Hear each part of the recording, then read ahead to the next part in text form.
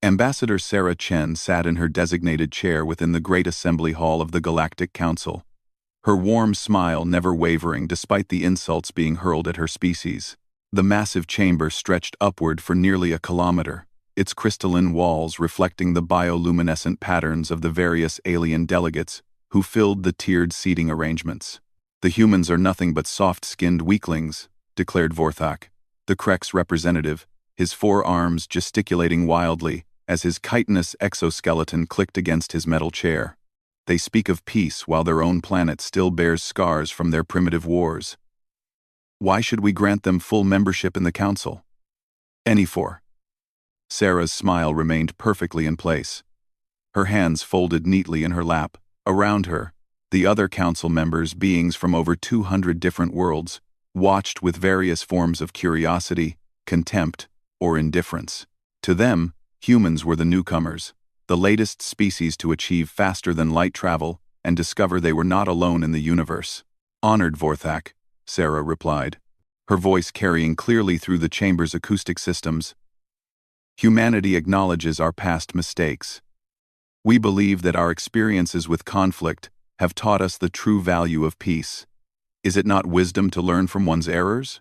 The ethereal representative, Zephyros, whose gaseous form shifted colors as he spoke, added his voice to the criticism. "Your species has been in space for less than 50 of your years, yet you claim to understand the complexities of galactic governance. You smile and speak of peace, but what do you truly offer? Your technology is primitive, your military weak, your resources limited." Other delegates murmured agreement. The Thorians, massive beings covered in bone-like plates, rumbled their approval. The insectoid hive minds clicked in unison. Even the peaceful Aquarii, despite their reputation for diplomacy, seemed skeptical of humanity's place in the cosmic community. Sarah maintained her composure, her smile genuine and warm. "We offer our perspective, our dedication to growth, and our commitment to peaceful resolution. We may be young as a spacefaring species, but we are eager to learn and contribute to the greater good of all sentient beings." The Krex delegate Vorthak laughed, a harsh sound like grinding metal. "Contribution? Your entire military consists of a few dozen ships. Your colonies barely number in the tens. What could you possibly contribute that we couldn't obtain elsewhere without the burden of your sentimentality?" From the elevated platform where the Council's senior members sat, Coordinator Thal Andrus of the ancient Valdoran Empire leaned forward.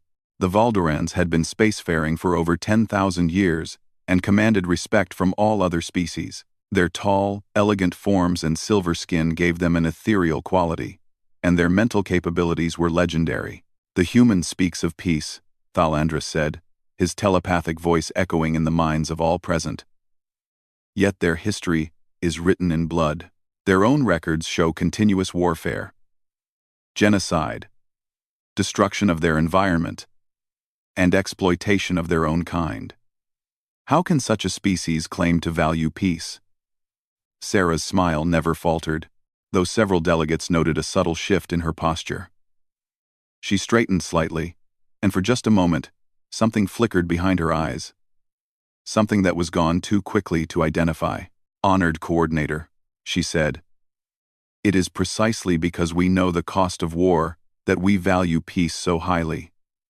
We have seen what hatred and fear can accomplish, and we have chosen a different path. Every species in this chamber has faced similar challenges in their development. Not to the extent of your kind," interjected Morgoth, the representative of the Destroyer caste, a warrior race that had earned their place in the Council through conquest. "We fought for territory, for resources, for survival. You humans fought for ideas, for concepts, for the color of your skin. You created weapons capable of destroying your entire world and nearly used them. That is not the behavior of a species ready for galactic responsibility." The chamber filled with various sounds of agreement clicks, growls, harmonic resonances, and telepathic static. Sarah looked around the room, her expression still pleasant, still diplomatic. To the watching delegates, she appeared unaffected by their criticism, perhaps even naive in her persistent optimism. "We have learned from those mistakes," Sarah repeated calmly. Our current global government has maintained peace on Earth for 37 years. We have eliminated poverty, ended hunger, and begun the restoration of our environment. We seek to bring that same commitment to progress to the galactic community. Vorthak's mandibles clicked in what his species considered laughter. Peace maintained through weakness is not peace at all. It is merely the absence of strength. Your military could not defend against a single Krex hunting pack, let alone contribute to the Council's security needs. The insult hung in the air like a challenge. Several delegates watched Sarah closely, expecting perhaps anger or offense. Instead, her smile broadened slightly, and she nodded, as if she had received a compliment. "Perhaps that is true," she said softly. "We have chosen to invest our resources in exploration, research, and diplomacy, rather than military might. We believe there are other ways to contribute to galactic security beyond raw force." "Such as?" demanded the Thorian delegate, their massive form shifting forward aggressively. "Understanding," Sarah replied simply. "We are excellent at understanding others, at finding common ground, at building bridges between different peoples. These skills have served us well in uniting our own diverse planet." The observation deck high above the main chamber held a smaller group of beings, the Council's most senior advisors and observers. Among them sat Counselor Nixara of the Cerebrate Collective, a species known for their analytical abilities and strategic thinking. She had been watching the human ambassador with particular interest. "What do you make of her?" asked her companion, High Analyst Vorthek of the Mathematical Union. Their species communicated primarily through rapid calculations and probability assessments. Nixara's multifaceted eyes continued to focus on Sarah Chen. There is something inconsistent in her behavioral patterns. Her responses are too measured, too controlled for genuine emotional reaction to the level of insult being directed at her species. "Perhaps humans simply lack emotional depth," Vorthek suggested, his probability assessments running through various scenarios. "No," Nixara said slowly, her mandibles clicking in thought. "I have studied their cultural records extensively. Humans are intensely emotional beings. Their history is filled with both passionate love and burning hatred, often within the same individuals. This level of calm in the face of direct insults and threats is unusual." Back in the main chamber, the debate continued. Delegate after delegate rose to question humanity's qualifications for council membership. Their technology was deemed insufficient, their military laughable, their diplomatic experience minimal, and their moral authority questionable, given their violent history. Through it all, Sarah Chen maintained her position with unshakable composure. She answered every question thoughtfully, acknowledged every criticism gracefully, and never once showed anger or frustration. To many of the delegates, this only confirmed their belief that humans were weak, passive beings unsuited for the harsh realities of galactic politics. "Your species' response to the Proxima Colony incident troubles many of us," stated Elder Yisthara of the Reptilian Commonwealth, her serpentine form coiled elegantly in her speaking position. "When the Marauders attacked your settlement, you withdrew rather than retaliate. How can the Council trust in humanity's resolve when you will not even defend your own people?" For the first time since the session began, Sarah's smile seemed to require effort to maintain. Her hands, still folded in her lap, pressed slightly tighter together. "The Proxima Colony was evacuated safely with minimal casualties. We chose to preserve life rather than engage in unnecessary violence." "Unnecessary?" Vorthak's voice rose to a near shriek. "The Marauders are pirates and killers. They prey on the weak and defenseless. By withdrawing, you only encourage their aggression. 3 other colonies have been attacked since Proxima, and each time the death toll rises because these predators know there will be no retaliation from your kind." Sarah's smile finally showed the slightest crack, a barely perceptible tightening around her eyes. "We deeply regret the loss of life in subsequent attacks. However, we maintain that diplomatic solutions—" "There is no diplomacy with Marauders," roared Morgoth, rising to his full height. They understand only strength, only violence. Your weakness has blood on its hands. Human, the blood of innocents who died, because you chose to run rather than fight. The chamber erupted in various sounds of agreement and agitation. The criticism was reaching a crescendo, with delegate after delegate rising to voice their concerns about humanity's fitness for council membership. They questioned everything from human military capacity to moral fiber, from technological advancement to cultural maturity. Throughout the barrage of criticism, Sarah maintained her diplomatic bearing. She answered each question politely, acknowledged each concern respectfully, and never once raised her voice or showed visible anger. To the assembled delegates, she appeared to be the perfect example of human weakness, passive, overly accommodating, and insufficiently aggressive to survive in the harsh reality of galactic politics.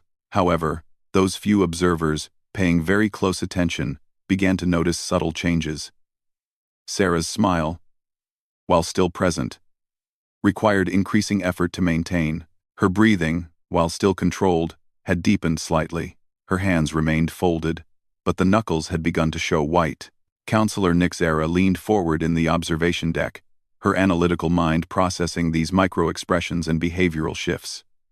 Something was building beneath the human ambassador's diplomatic surface, something that didn't quite fit the profile of a weak, passive species that her colleagues were so quick to dismiss.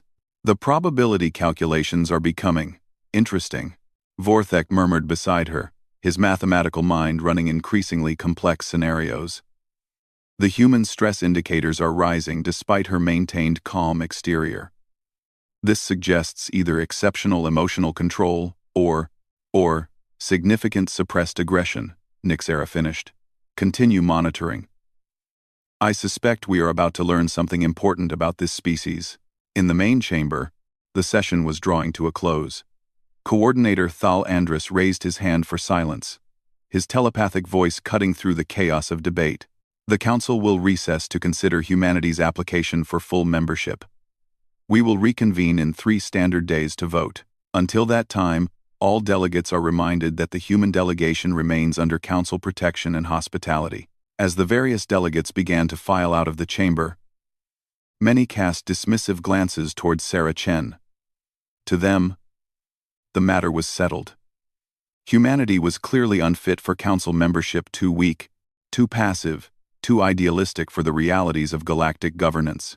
Sarah remained seated until most of the chamber had emptied, her smile finally beginning to fade as the crowds dispersed. She sat in the massive space, looking small and isolated among the grand architecture designed for beings much larger and more imposing than humans. But those who looked closely might have noticed that as her diplomatic smile finally disappeared, something else began to show in her eyes. Something that had been carefully hidden beneath layers of training and control. Something that spoke of depths within the human spirit that the Council had not yet begun to understand. As Sarah finally rose and walked toward the exit, Counselor Nixera made a note in her personal files. The Cerebrits had survived as a species by being very, very good at predicting danger, and something about the human ambassador's carefully controlled responses suggested that the Council might have just made a very serious error in judgment. The question was not whether humanity was strong enough for the galactic community. The question, Nixera was beginning to suspect, was whether the galactic community was prepared for humanity. The emergency klaxons that echoed through Council Station Omega had never sounded during Ambassador Sarah Chen's 6-month stay. The piercing wail cut through the station's usual hum of activity as beings from across the galaxy scrambled to understand what was happening. Sarah was in her modest quarters, reviewing diplomatic files for the upcoming vote on humanity's Council membership, when her communication terminal flashed urgent red. The face that appeared belonged to Captain Martinez, commander of the human exploration vessel Endeavor. Ambassador Chen, Martinez said, his voice tight with barely controlled fury. We have a situation. The research station at Kepler 442b. It's gone.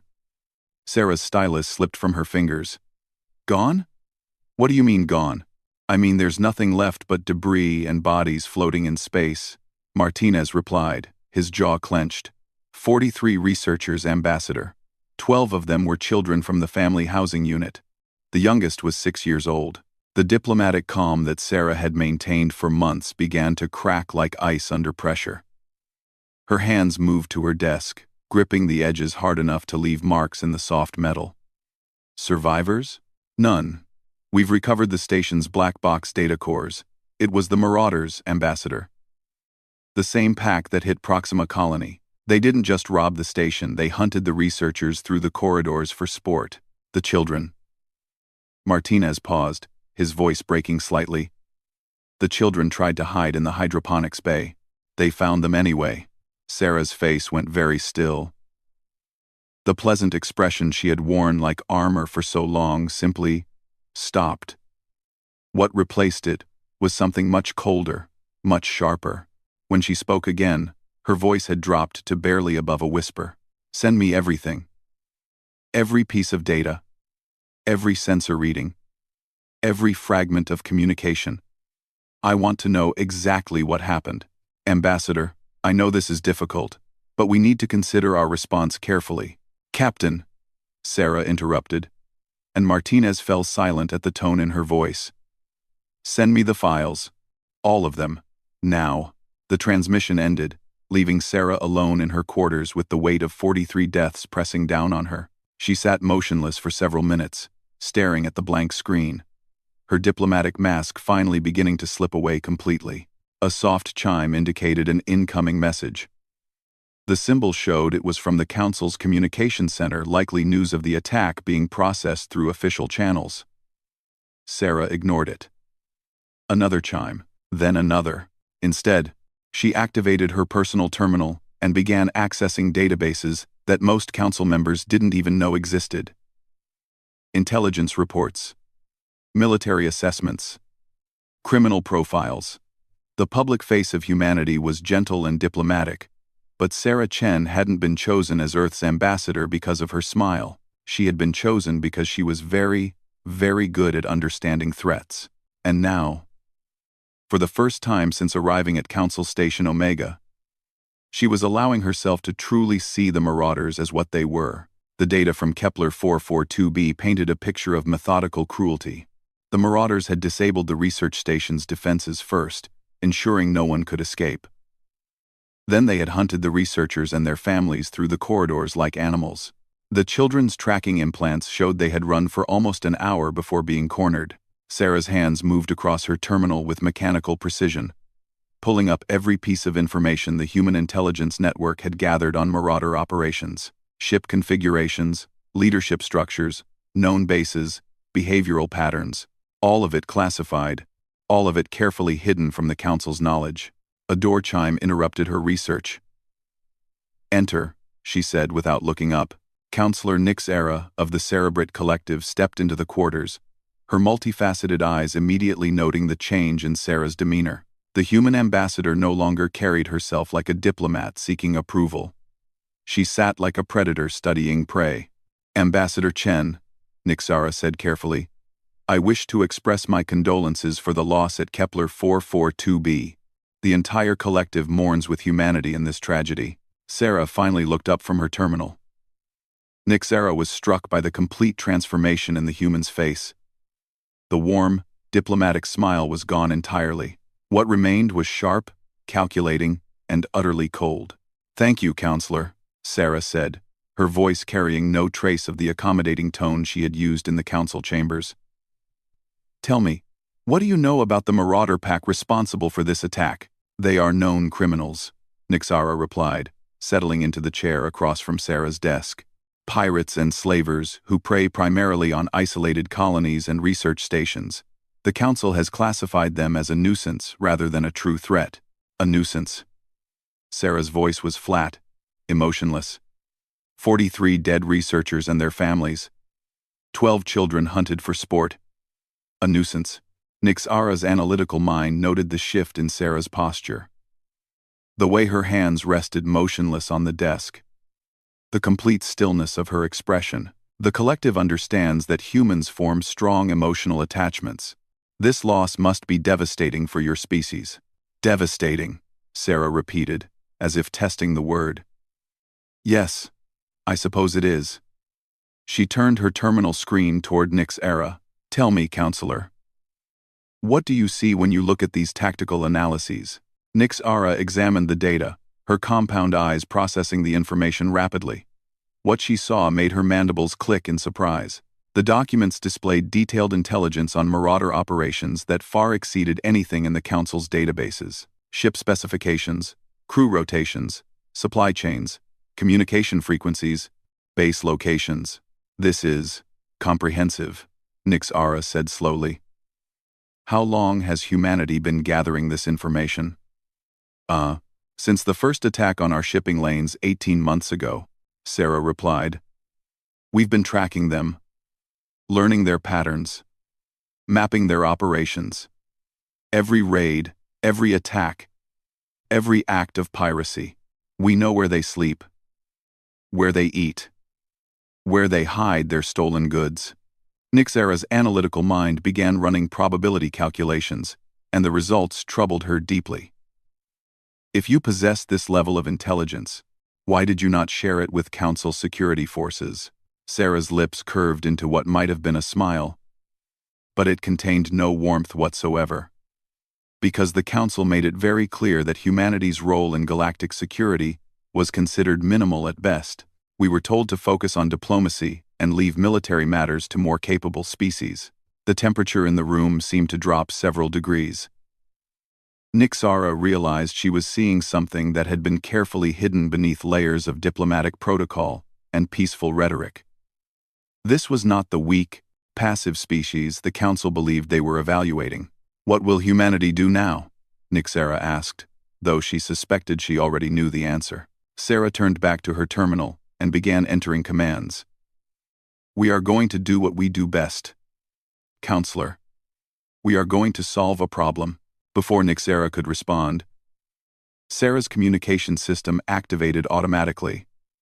A priority transmission was incoming from Earth's High Command. The face that appeared belonged to Fleet Admiral Harrison, the head of Earth's military forces. Ambassador Chen, Harrison said without preamble, I've just received word about Kepler 442b. I'm sorry, Sarah. I know you had friends on that research team. Dr. Williams was my mentor at the academy. Sarah replied quietly. Her daughter Emma was supposed to start university next year. She wanted to study xenobiology. Harrison's expression hardened. The Council's response? They've issued a statement condemning the attack and promising to investigate, Sarah said, her voice completely devoid of emotion. Estimated completion time for their investigation is 6 to 8 months. Unacceptable, Harrison said firmly. Sarah, I'm granting you emergency protocol authorization. Full operational command of all human assets in your sector. Nixara's mandibles clicked in confusion. She had no context for what she was witnessing, but the implications were becoming clear. The humans had military assets in the sector that the Council was unaware of. Sarah's transformation was complete now. The diplomatic ambassador was gone, replaced by something much more dangerous. Understood, Admiral. Rules of engagement? The Marauders made this personal when they murdered children, Harrison replied grimly. No prisoners, no survivors, no mercy. Make an example that the galaxy will remember for the next 1,000 years. Copy that, sir. Chen out. The transmission ended, leaving Nixara alone with a human she no longer recognized. Sarah had begun pulling up star charts and tactical displays, her movements precise and purposeful. The gentle diplomat seeking Council approval had been replaced by something that radiated controlled lethality. Ambassador, Nixara said carefully. What are you planning? Sarah looked up, and for the first time since the conversation began, she smiled. It was nothing like the warm, diplomatic expression she had worn in the Council chambers. This smile was sharp, predatory, and absolutely terrifying. I'm planning to show the galaxy what happens when you threaten human children, Sarah said softly. The Council believes we are weak, passive, overly accommodating. They see our diplomacy as evidence of our inability to act decisively. They have interpreted our preference for peaceful solutions as proof of our weakness. She stood up, moving to the large viewport that dominated one wall of her quarters. Beyond the reinforced crystal, The stars of the galactic core painted streaks of light across the darkness. They don't understand that our diplomacy is a choice, not a weakness, Sarah continued. They don't understand that our peaceful nature is something we actively maintain, not something that comes from inability to do otherwise. Nixera felt her probability calculations spinning into chaos. Everything the Council believed about humanity was being systematically deconstructed before her eyes. The Marauders have been operating in this sector for 3 years, Sarah said, still staring out at the stars. They've attacked 17 different colonies belonging to Council member species. The Council's response has been to issue statements, promise investigations, and increase security patrols that always seem to arrive too late to make a difference. She turned back to face Nixara, and the Cerebrate representative felt something she hadn't experienced in decades of analytical work. Genuine fear. In 3 days, Counselor, the Marauders will cease to exist. Not just the pack that attacked Kepler 442b. All of them. Every ship, every base, every individual who has chosen to make their living by preying on innocent beings. They will be removed from the galaxy permanently. How can you be so certain? Nixara asked. Though she wasn't sure she wanted to know the answer, Sarah's smile widened slightly. Because for the past 18 months, while I've been sitting in council chambers being lectured about humanity's weakness and inexperience, my species has been preparing for this exact scenario. We've identified every Marauder asset, tracked every ship, mapped every base, and infiltrated every communication network. She activated her terminal again, bringing up a tactical display that showed the entire sector. Red dots marked Marauder positions throughout a dozen star systems. Blue dots showed human assets that Nixara hadn't even known existed. The Council sees our 47 ships and assumes that represents our entire fleet, Sarah continued. They don't see the 73 stealth frigates, the 15 deep space monitoring stations, or the 6 hunter-killer squadrons that have been conducting reconnaissance operations for months. Nixera stared at the display in growing horror. Humanity hadn't just been hiding their military capabilities, they had been conducting a shadow war while maintaining the facade of peaceful diplomacy. Why are you telling me this? Nixera asked. Sarah's expression softened slightly, returning to something that almost resembled the diplomat Nixara had first met. Because someone needs to understand what the Council is about to witness. Tomorrow, when the vote on humanity's membership is scheduled to take place, the delegates are going to learn something very important about my species. What is that? That when you threaten our children, Sarah said quietly, you don't get to survive the experience. The Marauders wanted to see what humans are capable of when pushed beyond diplomacy. They're about to find out. She moved back to her terminal and began typing commands that would initiate the most comprehensive military operation the galaxy had seen in decades. As she worked, she continued speaking in the same conversational tone she might use to discuss the weather. The Council believes that strength can only be measured in terms of military might and aggressive posturing. They don't understand that the most dangerous predators are the ones that appear harmless until the moment they strike. Tomorrow, they're going to discover that humanity's greatest weapon isn't our ships or our technology. What is it then? Nixara whispered. Sarah's fingers paused over her terminal, and she looked up with an expression that would haunt Nixara's analytical mind for years to come. Our patience, Sarah said softly. We have been waiting for someone to cross the line. The Marauders just did. The Great Assembly Hall had never hosted an emergency session quite like this one. Delegates from across the galaxy filled their seats in confused agitation as reports filtered in from across the sector. Something unprecedented was happening, and no one could quite understand what they were witnessing. Ambassador Sarah Chen sat in her designated chair, but everything about her had changed. Gone was the warm, accommodating diplomat who had endured months of insults and dismissals.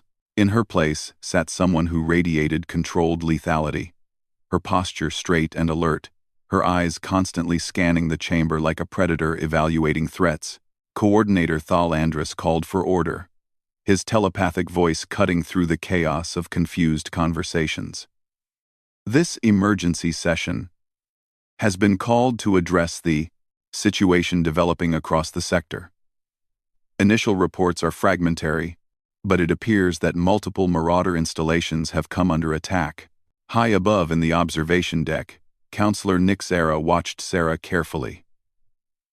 The human ambassador sat motionless, her hands folded in her lap in the same position she had maintained for months. But now that stillness carried a different quality, not the patience of a diplomat, but the focused attention of a hunter waiting to strike. The first reports came from the Hegemon system. Thalandris continued, accessing data streams from across the galaxy. The Marauder base on Hegemon 7 ceased all communications approximately 6 hours ago. Subsequent investigation revealed. The holographic display above the chamber flickered to life, showing the ruins of what had been one of the largest pirate strongholds in the sector. Where once a heavily fortified asteroid base had housed nearly 3,000 Marauders, now only twisted metal and cooling debris remained. Total destruction, Thalandris announced, his mental voice carrying undertones of disbelief. No survivors detected. The assault appears to have lasted less than 17 minutes. Vorthak, the Krex representative, clicked his mandibles in confusion. What forces could have accomplished such devastation so quickly? The Hegemon base was protected by energy shields and defensive platforms. Before anyone could answer, new reports began flooding into the chamber. The display changed to show another system, then another, then another. Base after base, ship after ship, the Marauders were being systematically eliminated across a front that spanned dozens of light years. Impossible, breathed Elder Ysthara of the Reptilian Commonwealth. No single fleet could coordinate attacks across such a vast area simultaneously. The logistics alone. Man, Sarah finally spoke, her voice carrying clearly through the chamber despite its quiet tone. Not impossible. Just complex. Every delegate turned to look at the human ambassador. There was something in her voice that made even the most arrogant beings in the chamber pay attention. Something that suggested she knew far more about what was happening than anyone else present. You seem remarkably well informed about these attacks, human. Morgoth of the Destroyer cased rumbled suspiciously. Perhaps you would care to enlighten the Council about what forces are responsible? Sarah stood slowly, and for the first time in months, she didn't ask permission to address the assembly. She simply began speaking with the authority of someone who expected to be heard. The forces responsible, she said clearly, are the human fleet. The chamber erupted into chaos.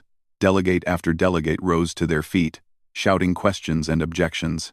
The cacophony of alien languages and communication methods created a din that the hall's systems struggled to translate. Silence!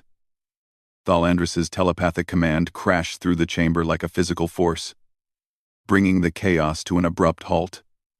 Explain yourself, human. Your species possesses fewer than 50 vessels, and none of them have the capability to conduct operations of this magnitude. Sarah's lips curved into that same predatory smile that had so unsettled Counselor Nixara the day before. The 47 ships you're aware of represent our diplomatic and exploration fleet. They are not our military. She moved to the center of the chamber's speaking area, her movements fluid and purposeful. Every delegate watched her with growing unease as she activated the holographic display using her personal authorization codes that somehow bypassed the Council's own security systems. For the past 18 months, Sarah continued, while I have sat in this chamber, enduring lectures about humanity's weakness and inexperience, my species has been conducting the largest intelligence-gathering operation in galactic history. The display changed to show a three-dimensional map of the entire sector. Red markers indicated every Marauder position, not just the major bases that the Council knew about, but hidden supply caches, secret shipyards, communication relays, and safe houses that even the pirates thought were secure. We mapped every installation, Sarah said, her voice growing colder with each word. We infiltrated every communication network. We identified every ship, every crew member, every ally and supplier. We learned their patrol routes, their security protocols, their escape plans. Blue markers appeared on the display, showing human positions that no one in the chamber had known existed. Ships, monitoring stations, supply depots, and forward bases throughout the sector. Vorthek of the Mathematical Union was frantically running calculations, his processor-like mind struggling to accept what he was seeing. The probability of maintaining such an operation without Council detection approaches zero. The resource requirements alone would require a military infrastructure significantly larger than what humanity has revealed to the Council, Sarah finished. Yes. You are beginning to understand. Vorthak's chitinous exoskeleton was clicking rapidly in what his species displayed as extreme agitation. You have been lying to us, deliberately concealing your true capabilities while pretending to be weak and defenseless.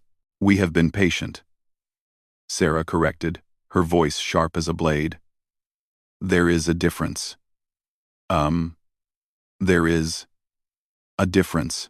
The display zoomed in on the Kepler 442b system, showing the debris field where the research station had been destroyed just 2 days ago. Data streams began flowing across the screen, tracking data, communication intercepts, sensor readings.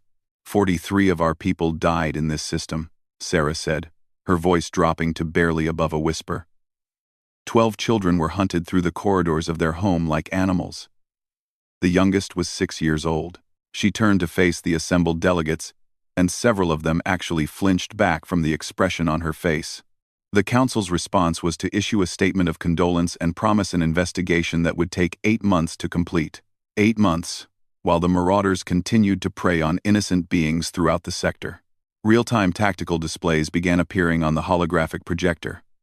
Live feeds from across dozens of star systems showed human warships conducting simultaneous operations with mathematical precision. Ships that none of the Council species had ever seen before, sleek, deadly vessels that moved through space like sharks through water.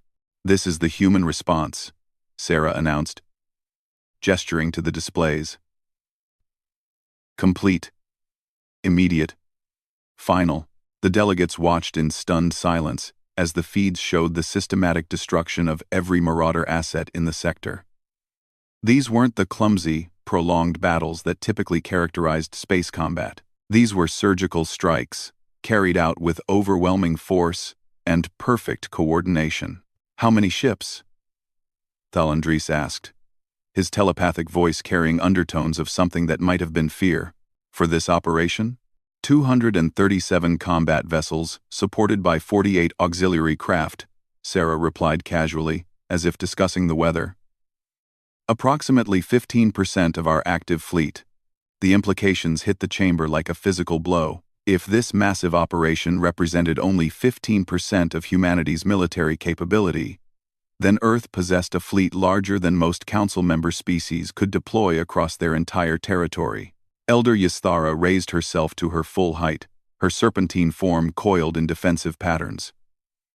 This changes everything. If humanity possesses such capabilities, why maintain the pretense of weakness? Why endure months of insults and dismissals?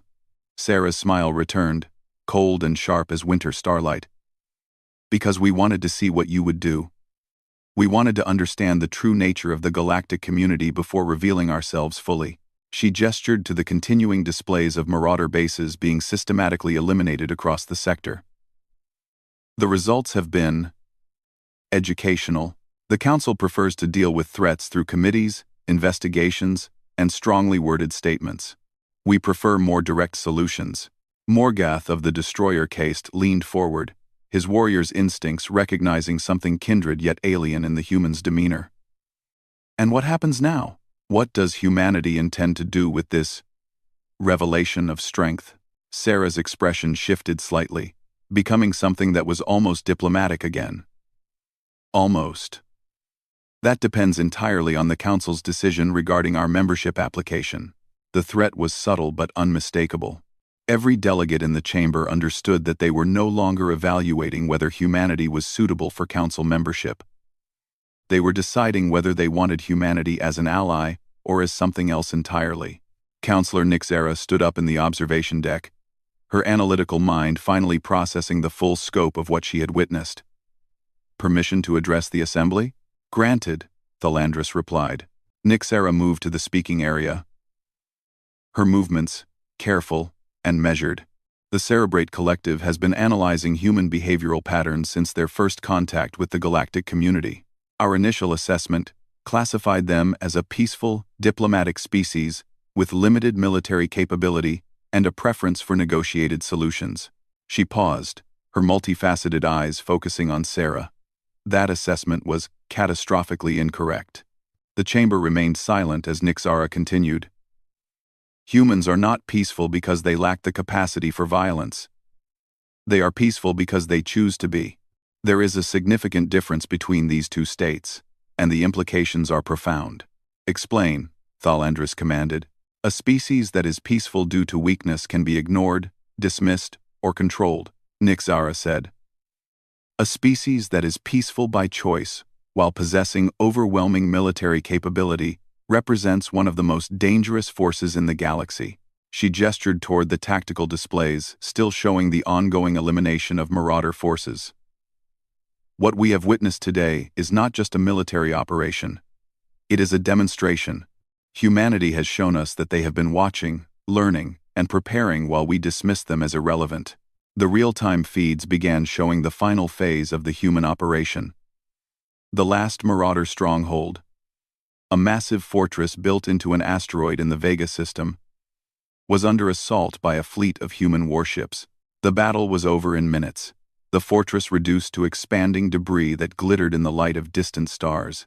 Mission complete, Sarah announced quietly, reading data from her personal communicator. All Marauder assets in the sector have been eliminated. Total enemy casualties, 18,412. Total human casualties, 0. The numbers hung in the air like a physical presence. In less than 12 hours, humanity had eliminated an entire criminal organization that had plagued the sector for years, suffering no losses in the process. Vorthak's mandibles were clicking so rapidly, they created a continuous buzz of agitation. This level of military coordination and capability. You could threaten any member species in the Council. Yes, Sarah agreed simply. We could. The admission sent ripples of fear through the chamber. Here was a species that had concealed its true strength while studying the galactic community's weaknesses. A species that had demonstrated the ability to coordinate massive military operations across interstellar distances with perfect precision. But we won't, Sarah continued. And some of the tension in the chamber lessened slightly. Unless provoked, she moved back to the central holographic display and changed the view to show the expanding fields of debris where Marauder bases had once stood. The galaxy has seen what happens when humans are threatened, when our children are murdered, when our patience is exhausted. The display shifted again, now showing peaceful human colonies throughout the sector. Research stations, agricultural worlds, exploration bases, all of them protected by invisible guardian forces that no one had suspected existed. We came to this council seeking membership because we believe in cooperation and mutual benefit, Sarah said, her voice returning to something resembling diplomatic tone.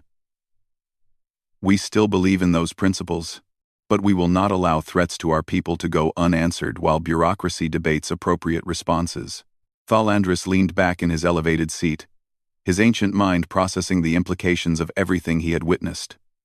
And if the Council rejects humanity's membership application? Sarah's smile returned, and this time it held no warmth whatsoever.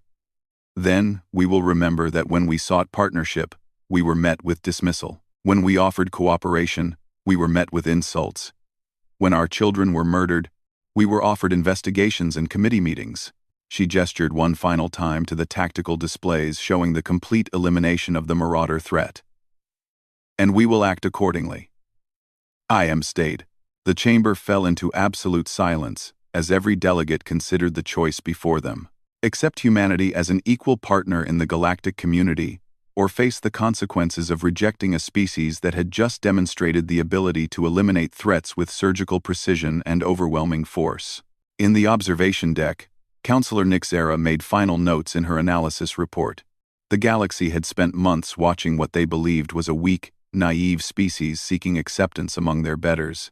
Instead, they had been observed by patient predators who were evaluating whether the galactic community was worthy of their cooperation.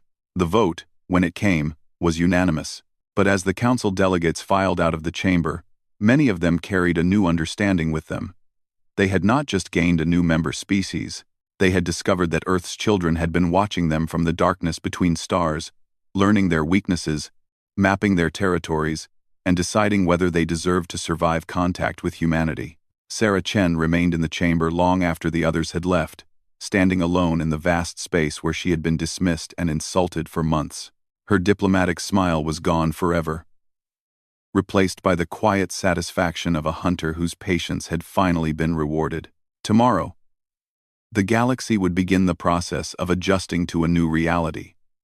Humanity was no longer the weak supplicant seeking approval from their betters. They were the apex predators who had chosen, for now, to hunt only those who threatened their young. The council had wanted to see strength.